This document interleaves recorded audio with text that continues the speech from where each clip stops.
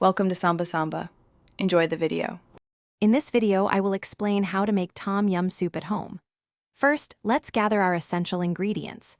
You'll need fresh lemongrass, galangal, kaffir lime leaves, and some vibrant chilies for that authentic kick.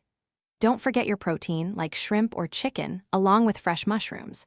We'll also use fish sauce, lime juice, a touch of sugar, and a flavorful chili paste to build those incredible layers of taste.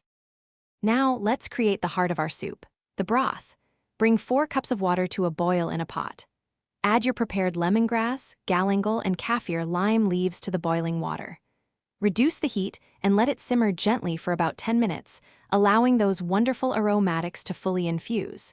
Then, add your mushrooms and your chosen protein, cooking until they are just tender and perfectly done.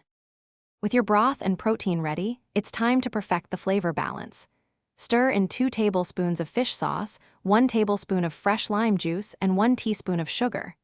Next, add 1 to 2 teaspoons of chili paste, depending on how much heat you prefer. Give it a good stir, then taste.